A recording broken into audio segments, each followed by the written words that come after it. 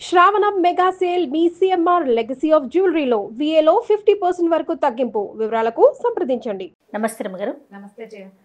వినాయక చవితిలో ఆ వినాయక చవితి సందర్భంగా మనం చాలా వీడియోలు చేసాం రమ్మగారు. అయితే నిమజ్జనానికి సంబంధించి ఆ రోజు ఏమన్నా మనం పాటించాల్సిన విధి విధానాలు ఏమన్నా ఉంటాయంటే ప్రత్యేకమైన పూజలు ఏమన్నా చేసుకోవాలి ఆ రోజు? అనంత పద్మనాభ వ్రతం అంటారు. కొందరి ఇళ్లలో ఖచ్చితంగా ఇది చేసుకునే నియమం ఉంటుంది, అందరికీ ఉండదు ఈ వ్రతం. అందరూ చేయరు. కేదారేశ్వర వ్రతం చేస్తారు కార్తీకంలో, అది కూడా కొందరు కుటుంబాలు ఉంటుంది, కొందరు కుటుంబాలు ఉండదు. ఆనమాయి ఉండాలి, లేకపోతే చేయకూడదు. ఆనవాయితీ ఉండాలి, ఆనమా ఉండాలి అంటారు. ఈ ఆనమా కదా, ఆనవాయితీ ఉండాలి, ఉన్నవాళ్ళు చేస్తారు.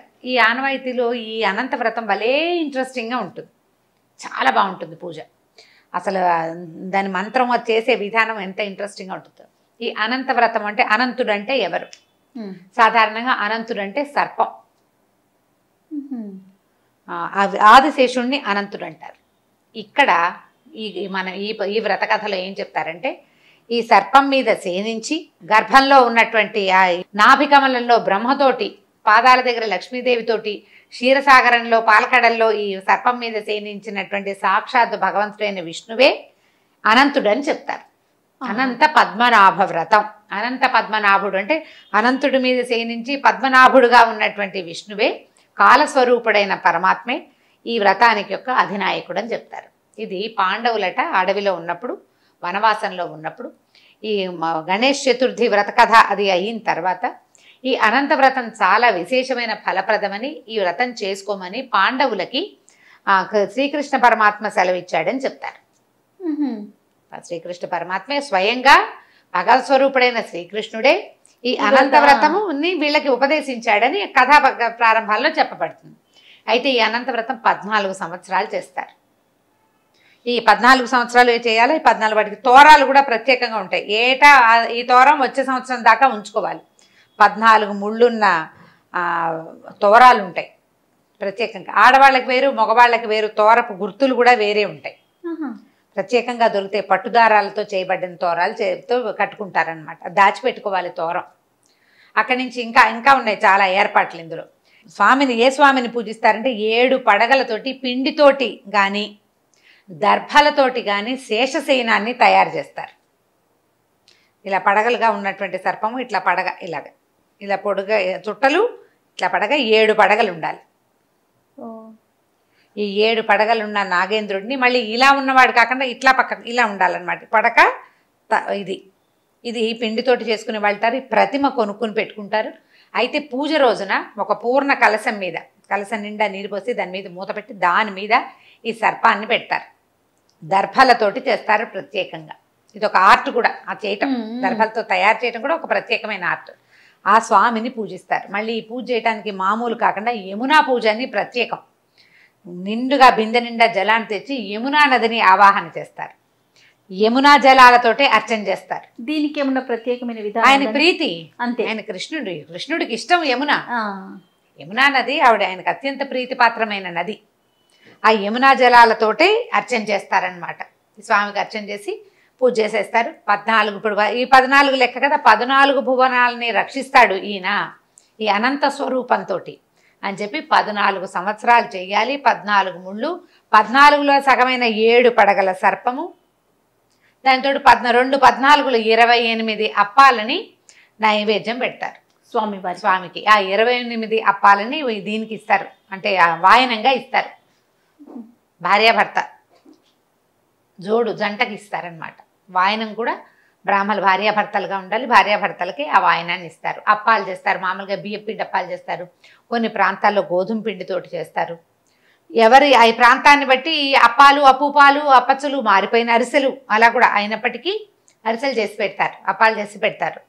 బియ్య పిండి కానీ గోధుమ పిండి కానీ ఎలా పెట్టినా కూడా ఈ అనంతుడి యొక్క వ్రత కథ, ఈ కథ చెప్పుకోవటమే అనమాట. ఎవరైతే సత్యధర్మాలని పాటిస్తారో వాళ్ళకి ఏ కడగండ్లు ఉండవని, ఎలాంటి ఇబ్బందులనైనా తొలగించుకోగలుగుతారని సుశీల కౌండిన్యుడు అనే ఒక బ్రాహ్మణ దంపతుల యొక్క కథ చెప్తారు. సింపుల్ కథే, ఎంత పెద్ద హడావిడిగా ఏం లేదు కథ. ఈ భార్యాభర్త వీళ్ళకి వివాహం అవుతుంది. అయితే ఆవిడ ఈ చిన్నప్పుడు వాళ్ళ ఇంట్లో ఉన్న అనంత వ్రతాన్ని ఇక్కడికి వచ్చాక కూడా చేసుకోవాలనుకుంటుంది. అయితే ఈవిడ ఏం చేస్తుందంటే ఆ వ్రతం చేసుకుని భర్త ఒప్పుకోడు, పూజలకి పునస్కారాలకి ఒప్పుకునేవాడు కాదు. ఆవిడ భర్తకు తెలియకుండా చేసుకుంటుంది. ఈ తోరం కట్టుకుంటే తోరం చూస్తాడు, ఏమిటి ఏదో తోరం కట్టావు, నన్ను ఏమైనా వ్యసం చేసుకోవడానికి తోరం కట్టావా నువ్వు ఏమిటని ఆ తోరాన్ని లాగి మన నిప్పులో పడేస్తాడు. నిప్పులో పడేస్తే ఆవిడ కంగారు పడి ఏం చేస్తుంటే ఆ నిప్పుల నుంచి తీసి పాలతో తడిపి దాచిపెట్టుకుంటుంది. దాచుకోవాలి, వచ్చే సంవత్సరం దాకా దాన్ని ఉంచుకోవాలి కదా.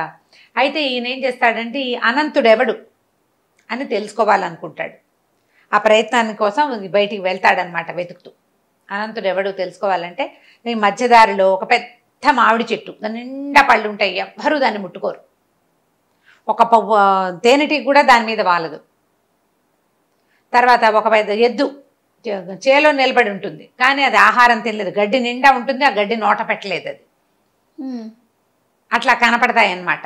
ఒక పెద్ద ఇది నీటి నిండా రెండు జంట చెరువులాగా కనిపిస్తాయి, నిండుగా పువ్వులు అన్నీ ఉంటాయి ఆ నీళ్లు, కానీ పానీయమైనవి కాదు, యోగ్యమైన నీరు కాదు, ఆ నీరు తాగడానికి పనికిరాదు. ఇట్లా ఉన్నవి కనిపిస్తే ఇతను అట్లా వెళ్ళగా వెళ్ళగా వెళ్ళగా వెళ్ళగా ఒక బ్రాహ్మణ స్వరూపంలో కనిపిస్తాడు. అనంత పద్మనాభ స్వామి బ్రాహ్మణ స్వరూపంలో కనిపిస్తాడు.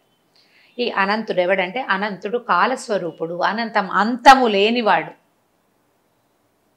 నిరంతరము ఉంటాడు. నువ్వు ఉంటావు, నేనుంటాను, మనం వెళ్ళిపోయిన తర్వాత కూడా ఆయన ఉంటాడు.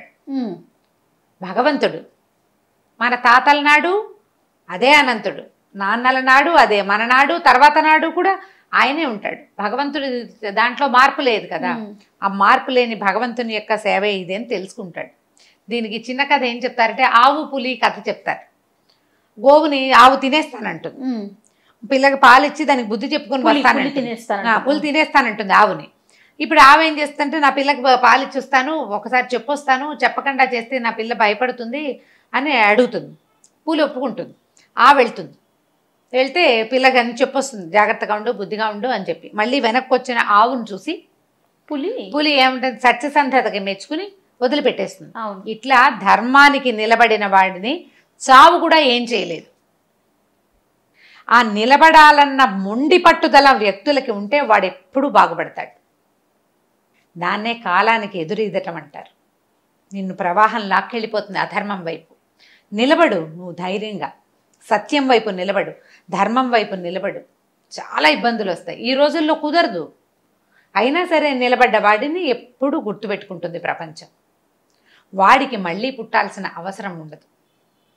ఈ వెళ్ళిన కౌండిన్య బ్రాహ్మణుడు ఈ వీళ్ళంతా ఏమేమిటి అంటే ఎవరికి దానం చేయని వాడు ఆ ఎద్దుగా మిగిలిపోయాడని, ఏ పుణ్యము చేయని వాడు ఇట్లా పెద్ద మామిడి చెట్టు అయి కూడా దాని పళ్ళు ఎవ్వరూ పోసుకొని పరిస్థితి వచ్చిందని, ఈ కలకల్లో నీళ్లు ఒక దేవాలయానికి ధర్మకర్తగా ఉండి అన్యాయం చేసిన వాడి పరిస్థితి ఇది అవుతుందని, ఇట్లా 3 సమాధానాలు తెలుసుకుని వాళ్ళ ముగ్గురికి చెప్పి వెనక్కి తిరిగి వస్తాడు.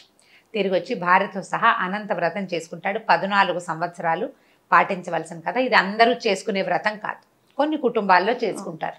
అయితే ఈ అనంత వ్రతం అయిపోతుంది, ఇలా అలవాటు ఉన్న వాళ్ళు చేసుకుంటారు. కథ బాగుంటుంది. ఎవరింట్లో అయినా అనంత వ్రతం ఉంటే చక్కగా వినండి, వినడానికి చాలా మంచి కథ. నేను బ్రీఫ్గా చెప్పాను, మంచి డీటెయిలింగ్ తోటి. పూజ చాలా బాగుంటుంది. అసలు యమునా పూజకి మంత్రాలు ఎంత ఎక్సలెంట్గా ఉంటాయో, చాలా బాగుంటుంది.